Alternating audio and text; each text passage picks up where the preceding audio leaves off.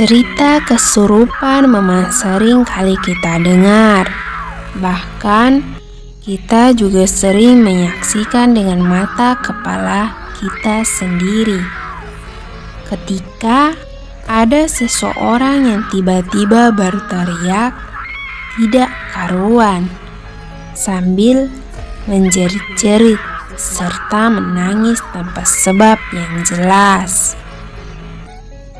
Banyak kejadian tentang kesurupan atau kerasukan yang mana pelakunya adalah makhluk tak kasat mata atau jin.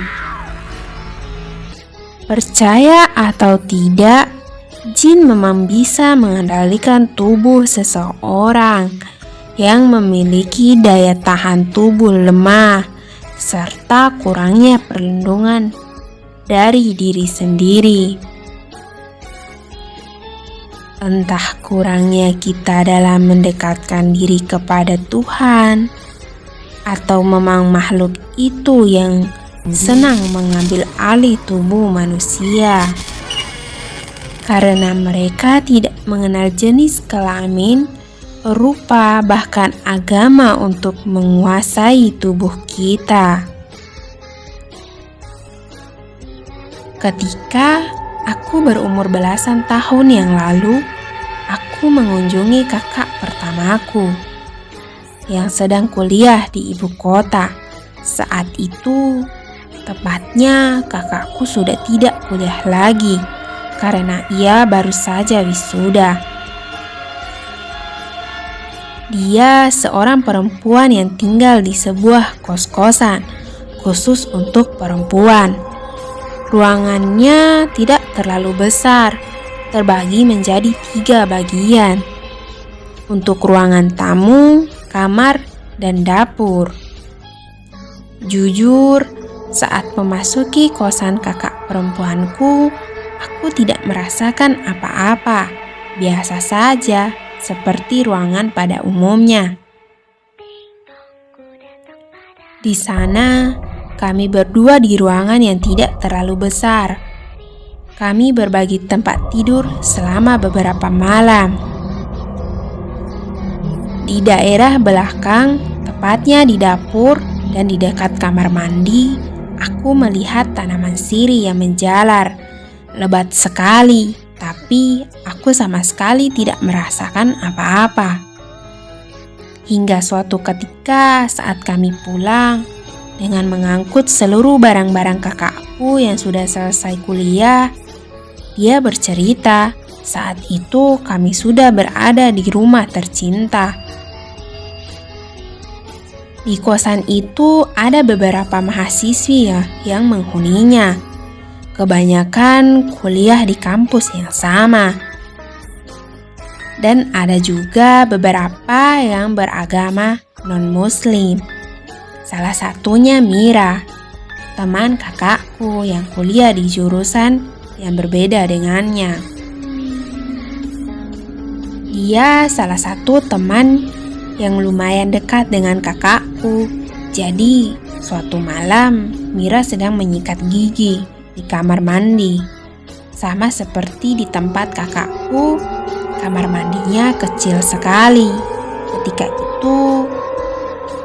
Ketika sikat gigi sudah masuk ke dalam mulut, tanpa ada hal aneh ia memandangi langit-langit kamar mandi yang hanya ditutupi kayu-kayu.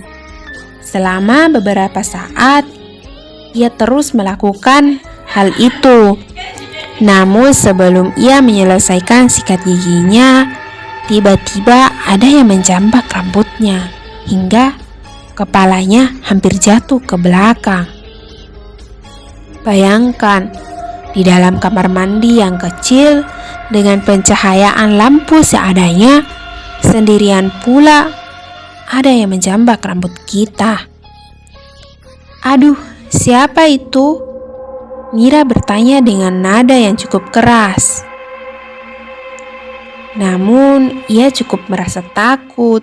Hanya saja, kalimat pertanyaan itu spontan keluar dari mulutnya yang masih dipenuhi dengan busa pasta gigi. Karena tidak ada yang menjawab pertanyaannya, ia menyudahi kegiatan menyikat gigi tersebut dan bergegas menuju ke dalam kos. Ketika itu, kakakku tengah berada di kosnya. Entah aku pun lupa apa yang sedang ia kerjakan saat Mira mengetuk pintu kosnya dengan keras. Terdengar seperti terburu-buru. Sontak, ia pun keluar dan membuka pintu. Ia mendapati Mira yang terlihat menggigil di depan sambil berkata, "Dah, minta bawang merah." Kira-kira kalimat itu yang diutarakan Mira kepada kakakku. Menurut orang-orang, bawang merah dapat mengusir hantu. Entah benar atau tidak, sebenarnya bacaan doalah yang paling manjur. Mungkin karena Mira bukan seorang muslimah dan ia sedang ketakutan, makanya ia meminta benda itu kepada kakakku. Namun, Mira tidak menceritakan hal itu. Ia hanya terlihat ketakutan. Setelah mengiyakan, kakakku masuk ke dalam untuk mengambil bawang merah. Tetapi setelah ia keluar, ia tidak menjumpai Mira. Lalu ia bergegas menuju kos Mira yang terhalang beberapa kos saja. Jujur, aku lupa bagaimana keadaan Mira saat kakakku menceritakannya. Yang aku ingat, Mira sudah terlihat seperti bukan dirinya lagi. Tingkahnya membuat orang-orang menyimpulkan kalau ia memang tengah dirasuki setan. Kakakku lalu memanggil ibu kos. Akhirnya, satu komplek kos itu geger saat itu juga. Dan kalau tidak salah, Mira berada di dekat seperti tanaman sirih yang aku juga lupa di mana letaknya. Yang jelas, ia berontak dan terus berteriak. Ibu kos yang berasal dari suku Jawa pun menyerah dan memanggil seseorang yang sudah biasa untuk mengobati atau menetralisir keadaan itu. Selang beberapa saat, jin yang merasuki tubuh Mira bisa dikeluarkan dengan paksa. Dayang membuat bulu kuduk merinding adalah jin. Itulah yang menjambak rambut Mira saat di kamar mandi. Entah karena alasan apa sampai makhluk itu berbuat demikian. Mungkin ia tidak suka dilihat oleh Mira sekalipun. Mira juga tidak bisa melihat dirinya. Dan tanaman sirih yang didatangi Mira itu adalah tempat lalu lalangnya mereka. Itu dikatakan oleh orang mengeluarkan jin tadi atas seizin Allah Subhanahu wa Ta'ala. Dan ternyata kakakku pernah melihat jin yang mungkin perempuan dan bisa jadi dialah yang merasuki tubuh Mira. Waktu kejadiannya masih saat malam hari juga. Ketika itu kakakku hendak ke kamar mandi kalau tidak salah. Nah, dapurnya dengan kamar mandi dipisahkan oleh sebuah pintu. Saat membuka pintu, ia melihat dengan jelas sosok perempuan berambut panjang dan hanya separuh badan sedang melayang ke udara. Separuh badan dari kepala sampai pinggang. Untungnya sosok perempuan itu dalam posisi membelakanginya.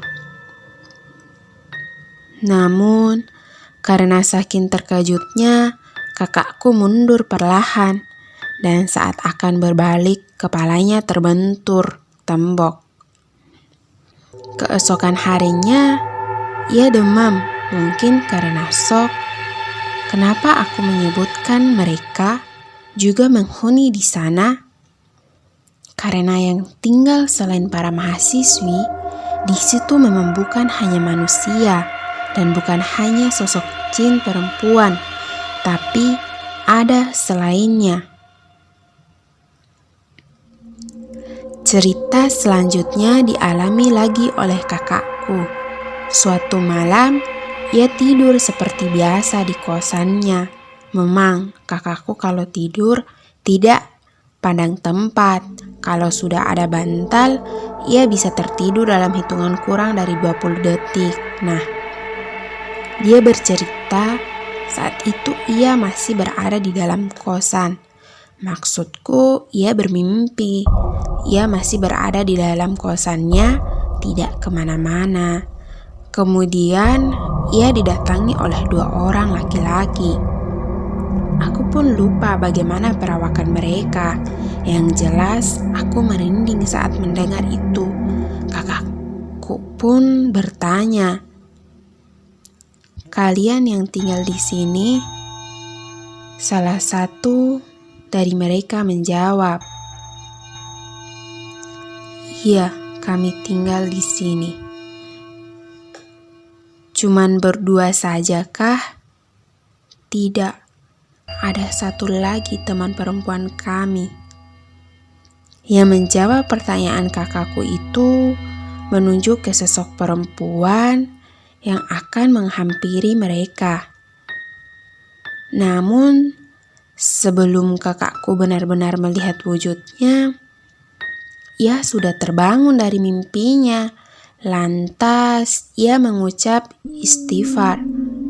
Siapa yang tidak kuat bisa mimpi seperti itu? Dengan lokasi yang sama, sendirian, perempuan pula. Apa yang menjadikannya berani untuk tinggal sendirian adalah karena ia yakin kalau Allah selalu bersama hamba-hambanya yang taat kepadanya. Banyak hal yang terjadi di kosan tersebut, seperti suara perempuan tertawa di depan jendela kaca kosan ketika beberapa mahasiswi menonton TV malam-malam. Mungkin ia ikut menyaksikan acara yang lucu, sehingga ia ikut tertawa, dan ada juga yang kehilangan sepotong ayam padahal sudah ditutup dengan tudung saji. Semua itu mereka yakini bukanlah ulah manusia, melainkan makhluk Tuhan yang lain. Jangan takut, mereka tidak akan berani mengganggu umat manusia, apalagi sampai melukai. Jika manusia itu berlindung kepada Allah Subhanahu wa Ta'ala, karena mereka juga takut kepada Tuhan yang menciptakan alam semesta. Dan kita juga harus percaya kalau mereka ada. Mungkin saat ini mereka tengah berada di sekeliling kita, di depan, di belakang, di samping, atau yang menjadi guling saat kita berbaring. Itulah cerpen singkat yang bisa saya ceritakan pada video kali ini. Saya akhiri. Wassalamualaikum warahmatullahi wabarakatuh.